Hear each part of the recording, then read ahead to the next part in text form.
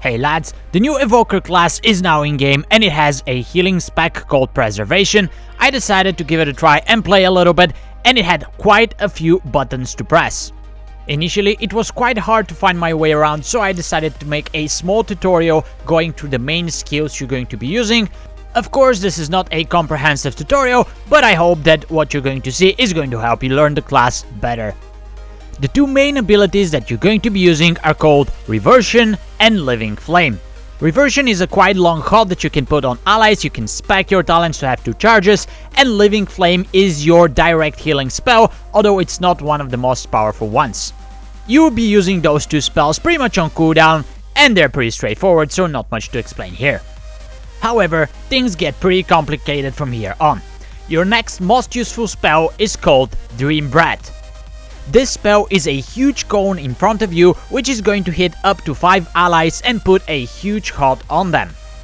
This is one of the empower spells, which means that if you keep holding the button, you are empowering the spells, and instead of putting a huge HUD, you're actually going to heal up front for a huge amount and put a lesser HUD on them for the remaining duration. So apart from the empowering, you have to be very careful of how using the spell, because first, it has a 30-second cooldown, and second, you have to aim right and make sure that everybody is in range if you want to hit all 5 of your allies in an M+ dungeon. You have to be very aware of your positioning, and of course there's always that mage that stands way out of range and he never gets hit by your Dream Breath. And if you need to heal that mage, which is far away from your Dream's Breath, you can use your Verdant Embrace. This one is pretty good because it's your only instant heal, however, you are also going to move to that ally. That gives you some pretty cool options on how to use this spell, but you have to be careful because if you use it on the mage, you will be compromising your position, and if you dive into melee to heal the tank, you might get hit by some of the mechanics there. Spirit Bloom is your huge single heal with a relatively short cast time, and if you empower the spell, you can heal up to 3 allies. However, this one also has a 30-second cooldown, so you have to be very careful when and how you're going to use it. The last main spell of your main rotation is called Echo, and Echo actually uses something called Essences. You have the total of 5 Essences, and they slowly regenerate back with time. The spell itself is a very small heal, but it leaves a 20-second mark on the target that you cast it on. The next healing spell that you cast, different than Echo, is going to duplicate on that target and heal them as well. So basically, with some setup, you can cast up to 3 Echo spells and then cast another spell to heal up to 4 players with a single cast. Next up, let's mention some of the big cooldowns and defensives that you have at your disposal. First up is Emerald Communication. This is a short channel which not only restores a lot of health but also some mana. Of course, it comes at the price of a 3-minute cooldown.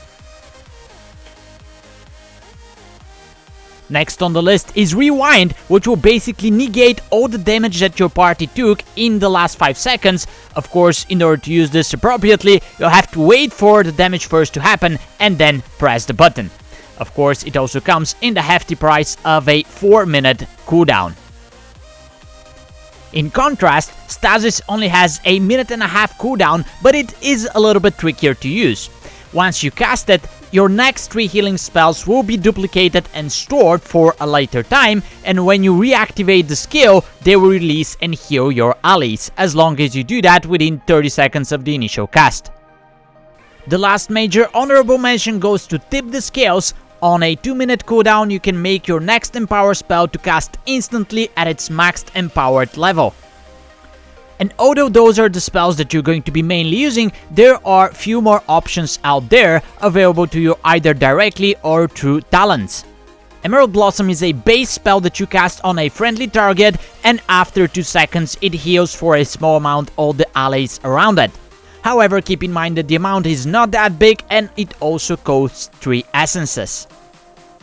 Of course, as any other class, you have your own personal damage reduction skill called Obsidian Scales, 1.5 minute cooldown, and you can also talent into Cauterizing Flame, which removes basically any harmful effect in the game and also heals your target.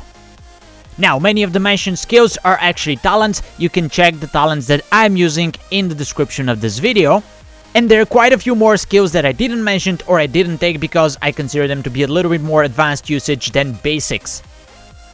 So overall, I would say it's a pretty cool class to play, but it's not going to be easy to maintain a good level in PUGs. Mainly because many of your abilities are very dependent on positioning, and you're also going to be required to have a pretty good understanding of the dungeon, because some of your good healing spells have a 30-second cooldown, and then some of your other skills require you to know when the damage is going to be incoming, so you can do some setup and react on that.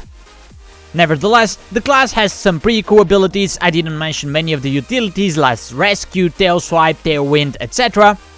And I'm definitely going to play it at least a little bit in Dragonflight.